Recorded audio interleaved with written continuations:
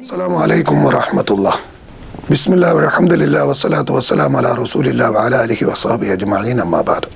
പ്രിയമുള്ളവരെ, ജിന്ന് സാന്നിധ്യമുള്ള വീടുകളിലുണ്ടാകുന്ന ലക്ഷണങ്ങൾ, അതിലെ കോമണായിട്ട് വ്യാപകമായി കണ്ടുവരുന്ന മറ്റൊരു ലക്ഷണമാണ് സൂചിപ്പിക്കുന്നത്. വീട്ടിൻ്റെ ചില ഭാഗങ്ങളിൽ നിൽക്കുമ്പോൾ ആ ഭാഗം ചില റൂമുകളാകാം, അല്ലെങ്കിൽ വീട്ടിൻ്റെ വെളിയിലുള്ള ചില ഏരിയകളാകാം. അത്തരം ഇവരുടെ സാന്നിധ്യം കൂടുതലുള്ള സ്ഥലങ്ങളിൽ നിൽക്കുമ്പോൾ ശരീരത്തിന് ചൂട് അനുഭവപ്പെടുക.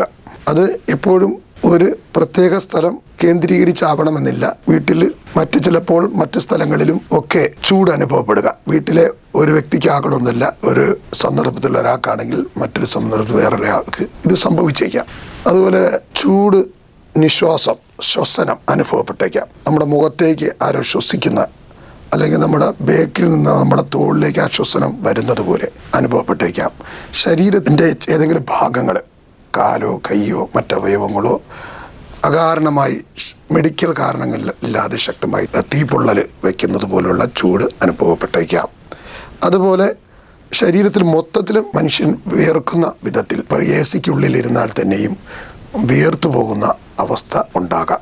ഇതൊക്കെ ജിന്ന് സാന്നിധ്യം അറിയിക്കുന്ന ലക്ഷണത്തിൽപ്പെട്ടതാണ്. ആ ചൂടുമായി ബന്ധപ്പെട്ട് പറയുമ്പോൾ തീ കത്തുന്ന അവസ്ഥ, അയയിൽ കിടക്കുന്ന തുണി കത്തുന്നു, അലമാരിക്കകത്തിരിക്കുന്ന മടക്കി വെച്ചിരിക്കുന്ന തുണി കത്തുന്നു, അല്ലെങ്കിൽ വീട്ടിൻ്റെ ഏതെങ്കിലും ഭാഗത്ത് തീ കത്തിപ്പിടിക്കുന്നു, ഇട്ടിരിക്കുന്ന വസ്ത്രങ്ങൾ കത്താറുണ്ട്. ഈ കത്തൽ ലക്ഷണങ്ങൾ പലപ്പോഴും സിഹിർ മൂലവും, ഏതെങ്കിലും വീടിൽ സിഹിർ ബാധിച്ചിട്ടുണ്ടെങ്കിൽ, അതും പിശാചിൻ്റെ സാന്നിധ്യമാണല്ലോ.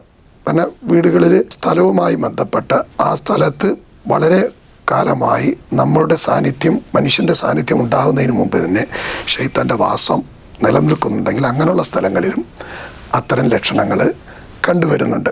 അപ്പോൾ ശൈത്താൻ്റെ വാസം മുന്നേയുള്ള സ്ഥലങ്ങളുടെ ലക്ഷണങ്ങളും മറ്റ് അനുഭവങ്ങളൊക്കെ അത് മറ്റൊരു വിഷയമായി അവതരിപ്പിക്കേണ്ടതാണ്. ഇപ്പോൾ നാം പറഞ്ഞു വരുന്നത് ശൈത്താൻ്റെ സാന്നിധ്യം കടന്നു വരുന്ന വീടുകളിൽ പെട്ടെന്നുണ്ടാകാവുന്ന ലക്ഷണങ്ങളുടെ ഭാഗമായിട്ടുള്ള കാര്യങ്ങളാണ്. തീയുടെ അനുഭവം, കൊല്ലത്തൊരനുഭവം എനിക്കുണ്ടായത്, ആ വീട്ടിൽ ഒരാൾക്ക് മാത്രം, അയാളുടെ മാത്രം വസ്ത്രം കത്തുന്നു. അയാളുടെ വസ്ത്രം കയ്യിലിട്ടാൽ കത്തും.